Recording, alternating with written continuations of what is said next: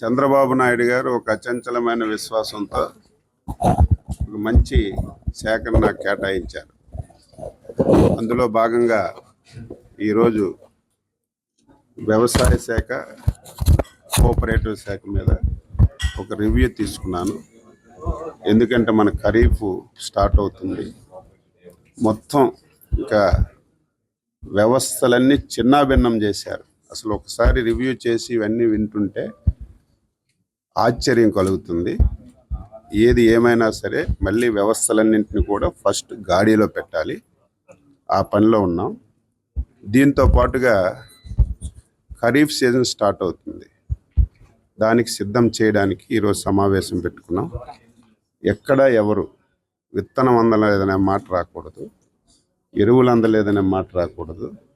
2-3 రోజుల్లో బ్యాంకర్ సమావేశం కూడా ముఖ్యమంత్రి గారితో మాట్లాడి లోన్ ప్యాటర్నింగ్ కూడా ఏ విధంగా చేయాలనేది ప్లాన్ చేస్తాం. ఎక్కడ కూడా ఈ 5 సంవత్సరాలు వ్యవసాయదారుడు మెకనైజేషన్లో ఒక చిన్న బోల్టు నట్టు కొడవలు ఇచ్చిన పరిస్థితి కూడా లేదు. అంటే మొత్తం డీఫంక్ చేశారు డిపార్ట్మెంట్. మళ్ళీ దీనిలో లైన్లో పెట్టాలంటే కొంత సమయం పడుతుంది. ఈరోజు సమావేశంలో ఓన్లీ ప్రిలిమినరీ బ్రీఫింగ్ అంతా తీసుకుని కొంత ఐడియాకి వచ్చాం. మీరు చూస్తారు, ఆంధ్రప్రదేశ్ అయినా దేశమైనా అందులో ఎవరం మాట్లాడినా దేశానికి వెన్నుముక అన్నదాత, దేశానికి పట్టుగొమ్మలు రైతులు అని చెప్పి మాట్లాడతారు. కానీ చేతల్లో అది ఆచరించే వాళ్ళు చాలా తక్కువ. నేను మాటిస్తున్నాను, చంద్రబాబు గారి నాయకత్వంలో మళ్ళీ వ్యవసాయ శాఖ, వ్యవసాయ అనుబంధ శాఖలు మళ్ళీ దేశంలోనే ఒక అగ్రగామిగా తీసుకెళ్ళడానికి నేను శాయశక్తులకు కృషి చేస్తాను. అందులో నేను గ్రామీణ ప్రాంతం బ్యాక్గ్రౌండ్ ఉన్నటువంటి వ్యక్తిని. నాకు కూడా అన్నింటి మీద పూర్తిగా ఈ సంఖ్యల మీద లేకపోతే పూర్తిగా అవగాహన లేకపోయినా మొత్తం విధానాలన్నింటి మీద ఒక అవగాహన ఉంది. కాబట్టి తప్పనిసరిగా ఆంధ్రప్రదేశ్లో వ్యవసాయ శాఖ, వ్యవసాయ అనుబంధ శాఖలు దేశానికి ఒక రోల్ మోడల్గా తయారవ్వడానికి నేను ప్రయత్నం చేస్తాను. దానికి అందరికీ సహకరించమని చెప్పాను. అందరం కలిసి ముందుకు తీసుకెళ్తాం. ఆర్టీసీ కాంప్లెక్స్లు ఏంటి, ఆప్కాబు ఏదైతే ప్రజానీకానికి అవసరమైనటువంటి ప్లేసుల్లో అడ్డగోలుగా అధికారం ఉందని చెప్పి పార్టీ ఆఫీసులు, కానీ చూస్తే పార్టీ ఆఫీసులు చూస్తుంటే వైట్ హౌస్ లాగా. అంటే అధికారాన్ని ఎంత అడ్డగోలుగా దుర్వినియోగం చేశారో దీనికి ఒక ఉదాహరణ. ఇవన్నీ ఎంక్వైరీ చేస్తాం. ముఖ్యమంత్రి ఎంత దారుణం అంటే నది పక్కన పెర్మిషన్స్ లేకుండా రూల్స్కి విరుద్ధంగా ప్రజావేదిక కట్టారని చెప్పి మొదటి రోజే కూల్చేశాడు. అదే ముఖ్యమంత్రి రాష్ట్రంలో 26 జిల్లాల్లో కనీసం ఒక్క పెర్మిషన్ కూడా లేకుండా, జ్ఞానం ఉండాలి, ముఖ్యమంత్రి స్థాయిలో ఉన్నారంటే అన్ని పెర్మిషన్స్ తీసుకోవాలి, అందరికీ ఆదర్శంగా ఉండాలి.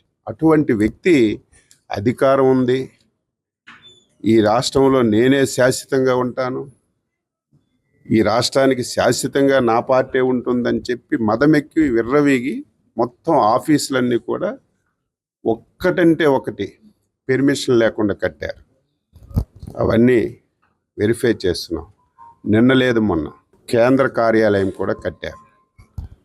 అది రూల్స్కి విరుద్ధంగా కట్టారు.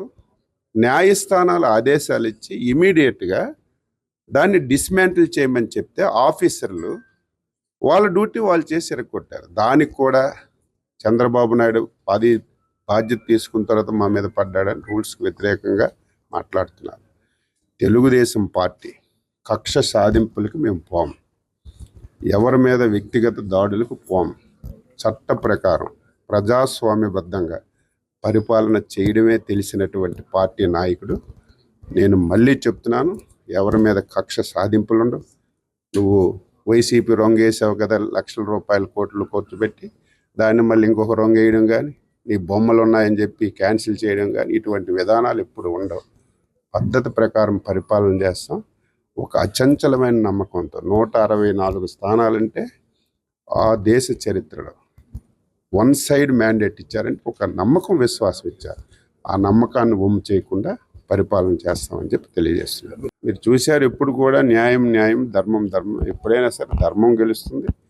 అయితే రాష్ట్రం గురించి కొన్ని సాక్రిఫైస్ చేయవలసినటువంటి అవసరం ఉంది. ఈ రాష్ట్రాన్ని అందరూ విడిచిపెట్టారు.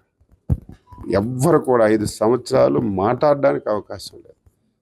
ఎవరైనా సరే వాక్చాతుర్యం మనకు స్వాతంత్రం ఇచ్చినా సరే ఎవడు మాట్లాడడానికి అవకాశం లేకుండా చేసి మొత్తం భయాందోళన చేశారు. అటువంటప్పుడు ఒక బాధ్యత గల ప్రతిపక్ష పార్టీగా మేము కూడా భయపడి వదిలేస్తే రాష్ట్రం పరిస్థితి ఏమో. ఈరోజు మేము బాధలు పడ్డాం, జైలుకి వెళ్ళాం, అవమానాలు భరించాం. ఇవన్నీ భరించి నిలబడ్డాం కాబట్టి మళ్ళీ ఆంధ్రప్రదేశ్ రాష్ట్రంలో మళ్ళీ కాపాడుకోగలిగాం. దాన్ని మేము కొనసాగిస్తాం.